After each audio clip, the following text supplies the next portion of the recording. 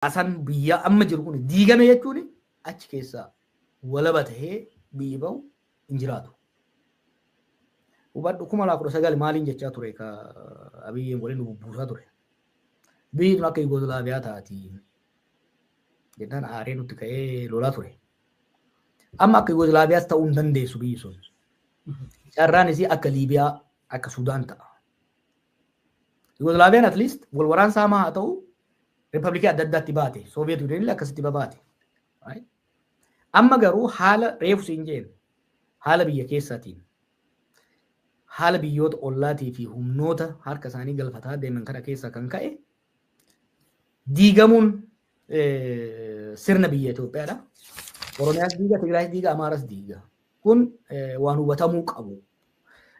Diigamuun sirna mootummaa kun Oromoo uummattoota biyya sanii balaa hamaa keessa geessa. Kana namni seriously fudhachuu danda'uu qaba. Diigamuu kanaaf immoo balaa guddaa kan uumu kan Oromoodhaaf rakkoo biraa fidu nama Oromooti kan diigaa jiru.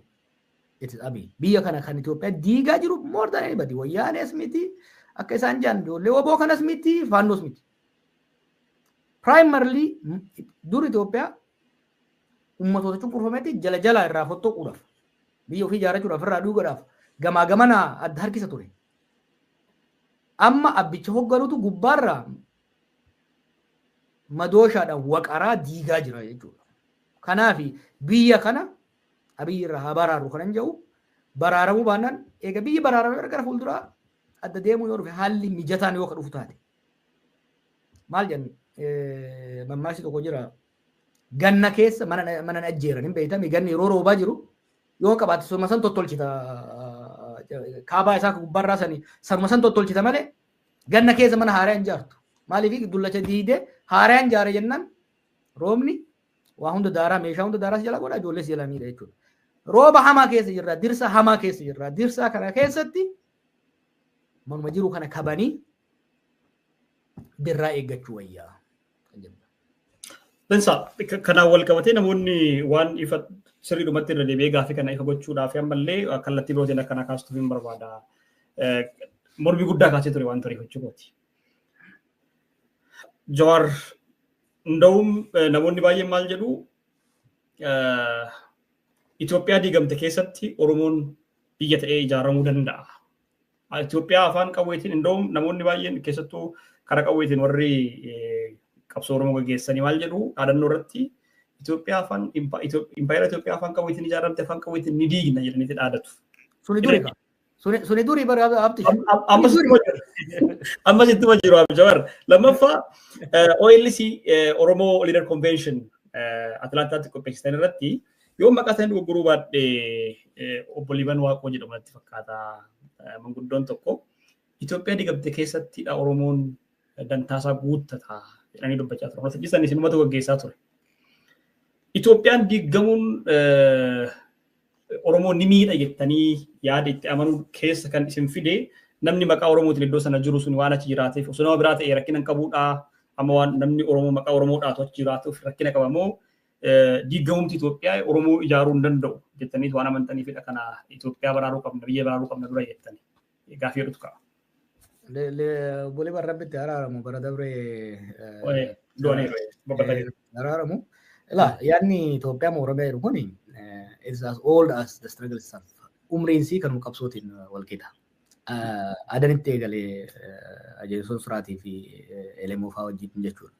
Gara lachuu bal'inaan barreessee kitaaba kana keessatti illee olaalte gara lachuu yaada qabaniif qaban turan. So Oromiyaa walabaa ijaaruu wayyamoo Itoophiyaa kana dimokiraatessuu wayya kan jedhu kun duruma ture. Samboota gaafii mirga hiree murteeffannaa jedhu jalatti baarumfaan lamaan akka wal danda'utti qabatanii deemaa turanii. Yeroo adda addaatti garee humni yaadni tokko ka'aa yeroo tokko kun ka'aa as dhufe bara 1990 keessa obboleencoon booldalii as baase. Amma garuu sanii miti kan hin jechaa jiru. Sirna dhaggeeffadhu abtaamu waan kan hin jechaa jiru Oromiyaa walabaa wayyamoo Itoophiyaa dimokiraatofte wayyaa miti kan hin jechaa jiru. Amma irraa san haasa'uu keessa hin jirrudha. Sirni hin butute. Oromiyaallee hin bututte, Itoophiyaallee hin bututte. Sirni waan bututee jiruu fi akka saaf jabbiitti yoo fudhatte isaanis jabbiinis carraa waliin du'an qaba amma. Namni gubbaarra jiru Oromoo waan ta'eef osoo hin ta'in Abiyyi waan ta'eef tarsiimoon inni hordofe egaa tuurii kanarratti agarteerta bal'inaan waa'ee kana haasa'an ture. Tarsiimoon inni hordofe biyyattii balaa hamaa keessa jirti. Maal jechuu biyya? 2018 irratti biyyi kun carraa lama qabdi turte. Gara dimokiraasii ce'u, gara abbaa irree deemu. Sirni abbaa irree tokko erga laaffatee booda sirni abbaa irree haaraa ijaaruun haal dureewwan barbaachisu qaba. Kunis dinagdee cimaa qabaachuu, waraana cimaa qabaachuu, deeggarsa hawaasaa cimaa qabaachuu gaafata. Strong social, economic and military base foundation qabaachuu qaba ture. Nuyi dimokiraasii barbaadne Abiyyi abbaa irree barbaade.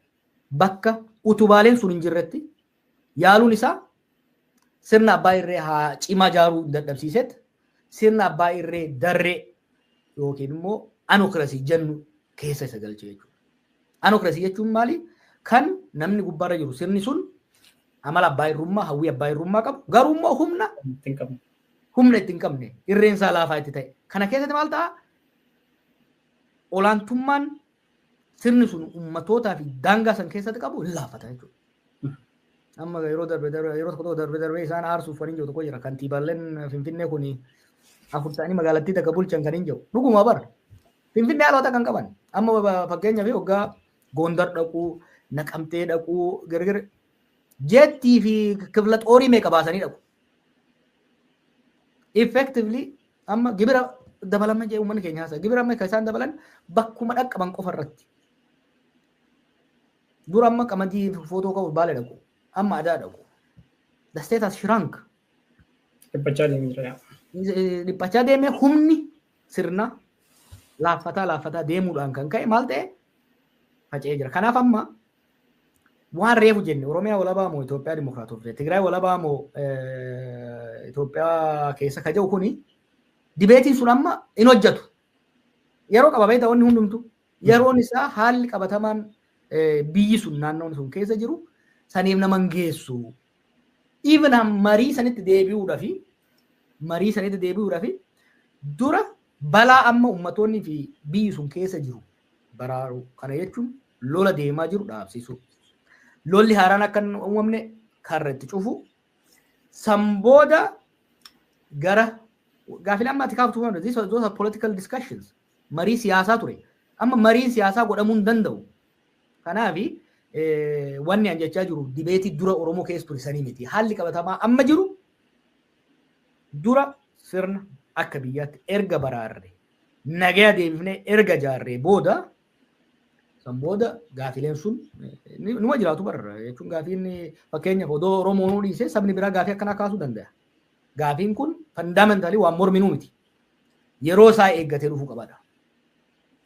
Bensa gaafii gara qabsoo Oromoo gulaaluutti deemnee gara biyyaattiin darbina. Gaafii xumuraatiin godha kan qabsoo Oromootiin wal qabate kan. Gaafiin qabsoo Oromootiin wal qabate qabsoon Oromoo har'a gulantaa maalirra jira? Jetteeti dhalafa keessaa kallattii garaagaraatiin egaa ilaalaa jirta. Eessaa dhufee as jira jennee kaasnee jirra. Har'a maalirra jira jennee kaasnee jirra. Har'a actively wanti amma deemaa jiru, amma yeroo asafnu kanatti wanti deemaa jiru gulantaa qabsoo Oromootiin kaa'uu dandeenya yoo ta'e eessarra jira jetteeti dhalafa keessaa akka Jawaaritti gaafii lammataati. Waa'ee Oromoo xumurree gara biraatti dabarra waan ta'eef. Gaafii lammaffaa Jawaar qeerroo harka qullaa gadi bahee hiriira daandii cufee waan baay'ee gochuu danda'u faana dhaabbatee sirna jijjiiramuu hin danda'u jedhamee sodaatamaa ture. Ispeeshaalii sirna Ihaadeeg sana jijjiiruudhaaf waan baay'ee godhee jira. Kuni ragaa diinnis firris beekudha. Har'a ilmaan Oromoo yeroo sana isa faana hiriiranii waan sana gochaa turan suni waan impaayerri biyyattasanii yookiin immoo biyyattiin suni qabdu sana harkatti qabatanii jiran, qawwee qabatanii jiranii. Torban tokkoon guutuu callisuu Jawaariitii fi kallattii ijoolleen isa faana kaleessa turan irra jiran sana har'a ani qabsoo Oromootti qabsoo hidhannootti amanu waan jedhuuf qofa waan sanirraa waan of qusatuufidha. Gadadoo Oromootti dheeressaa jira. Osoo torbanuma tokko ijoollee kana wajjin taa'ee mari'atee waan danda'u godhe gabrummaan Oromoo tammanan dheeratu yookiin immoo cunqursaan Oromoo tammanan dheeratu jedhu gaafilee kana lamaan ol dura duuba kanaan ibsuun barbaada.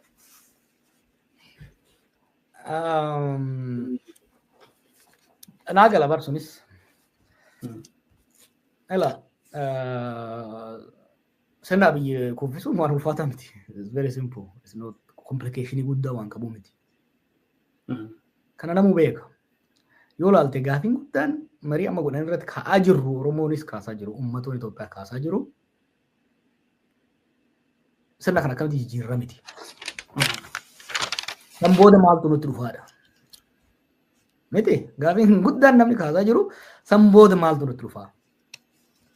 Haalli amma jiru haalli nageenyaa ni hammaatamoo ni tola. Haalli dinagdee ni fooyya'amoo ni tola. Kana daraniitu nutti dhufamoo? Kana daraniitu nutti dhufamoo haala kana daranii keessa seennamoo ni fooyyessina. Ja, uummanni jiila qaba.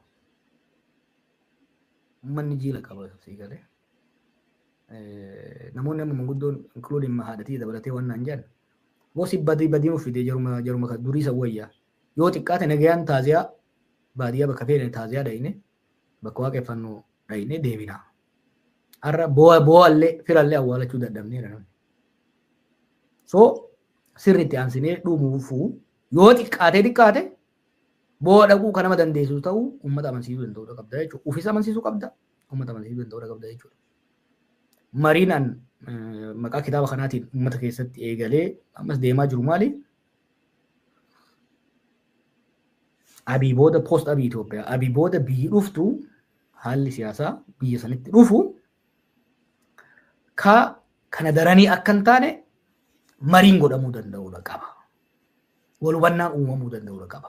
Wal hubannaan immoo marii keessaa dhufa. Yaanni wal waqaruu keessaa dhufa jechuudha. So hojiin guddaan hidhannoonis haa ta'u hidhannoo maletti jijjiiramni dhufa. Isin abata ta'u. Akkuma yeroo adda addaa yoo itti dhiifte ofumaa gatan taree kufa biyyoonni rakkoo guddaan qabu. Laasuma taniifuu. San osoo hin tahin waan namoota akka kiyyaatarraas kan eeggamu mootummaa kuffisuu akka dandeenyu baare gaafa warri taankii baankiin isaa guutuu jiruufu agarsiifnee jirra sanii miti. Wanni ammas ka'ee qabnu bar san gochuu hin dandeenye miti. Ce'umsicha gaafummaan ati walakkaa nama gammaana gaafataa turte kuma 18 booda dubbiin maasii jala babbaddeedha miti. Ka itti aanu rakkoo akkasii uumuun barbaannu jechuudha. We have to make sure maaliif inumaa haalli amma jiru kan 2018 irraa hamaadha. Maaliif 2018tti yoo xiqqaate sirna ture. Sirna dhaallee barra. TPLF irraa sirna dhaallee. Amma sirni hin jiru. Bulteera. So amma gaafa duraa sirna dhaallee sirna san qajeelchuu ture. Sirna abbaa irree ta'e olaantummaa garee tokkoo qabu san sirna dimokiraatawaa kan hirmaannaaf walqixxummaa saboota hundaa qabutti jijjiiruu ta'e 2018 booda mishiniin ce'umsa. The transitional plan. Ce'umsi itti aanu amma of duuba deebi'aa jechuudha. Maaliif sirna jaaruu qabna deemne sirna jaarreet sambooda gara dimokiraasii kan deemu. Kanaaf fakkeenya ce'umsa itti aanu keessatti hojiin duraa maali lola dhaabuu ta'a. Lola dhaabuu. Lola eega dhaabdee booda araara uumuu gaafata. Araara eega uumdee booda madaa uumame kana fayyisuu waan diigame jaaruu gaafata. Sambooda dimokiraasiitti kan seenu. Osoo abiyyi jiru kun hin danda'amaa boojaa? Osoo abiyyi jiru kun hin danda'amaa? Hin danda'amu kun. Garuu osoo abiyyi jiru garuu itti yaaduu qabda itti qophaa'uu qabda.